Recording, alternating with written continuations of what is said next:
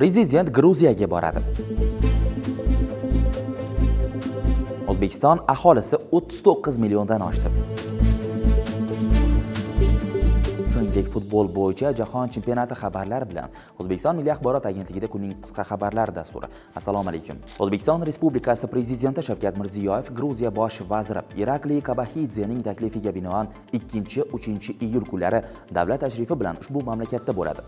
Tbilisi shahrida Gruziya prezidenti Mixail Kavelashvili hamda bosh vaziri Irakliy Kabaxidze bilan muzokaralar o'tkazilishi ko'zda turilgan. Muzokaralar kun tartibidan O'zbekiston Gruziya do'stlik va ko'p qirrali hamkorlik munosabatlarini yanada rivojlantirish masalalari o'rin olgan.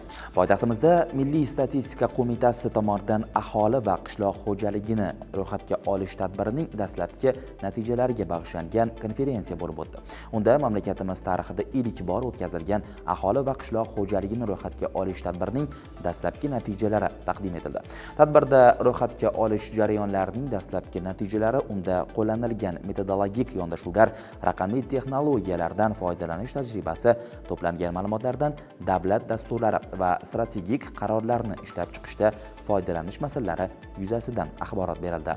O'zbekiston Respublikasi Sog'liqni saqlash vaziri Eldor Adilov soha xodimlari va mamlakatimiz aholisiga murojaat bilan chiqdi.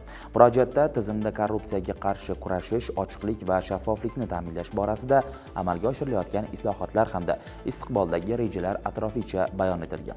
Vazir o'z murojaatida korrupsiyani mamlakat taraqqiyotiga to'siq bo'luvchi jiddiy tahdid va jamiyat tanasidagi saraton deya ta'riflab, yangi O'zbekistonda bu illatga qarshi keskin va murosasiz kurash olib borilayotganini ta'kidladi.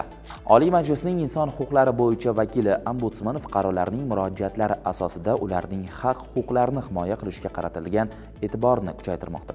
Ombudsmanga Olmazor tumanidagi umumiy o'rta ta'lim maktablaridan birida farrosh bo'lib ishlab kelgan bir fuqaro murojaat qilgan. Murojaat ombudsman tomonidan nazoratga olingan holda o'rganilib, fuqaroga nisbatan bevosita manfaatida fuqarolik ishlari bo'yicha Shayxontohur tumanlar aro sudiga ombudsmanning da'vo arizasi kiritildi. Dasturimizda sport xabarlari.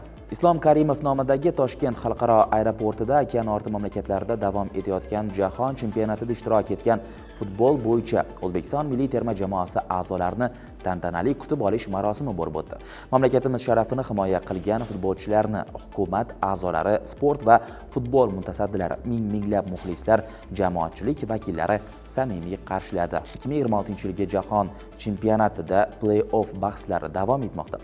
Navbatdagi uchrashuvlar yakuniga ko'ra Norvegiya, Fransiya hamda Meksika terma jamoalari musobaqaning nimchorak finaliga yo'llanma oldi. Bizni kuzatishda davom eting. O'zbekiston Milliy axborot agentligining rasmiy sayti orqali yurtimiz hayoti va avjiga chiqib borayotgan jahon chempionati yangiliklaridan birinchilardan bo'lib boxabar bo'lishingiz mumkin. Salomat bo'ling.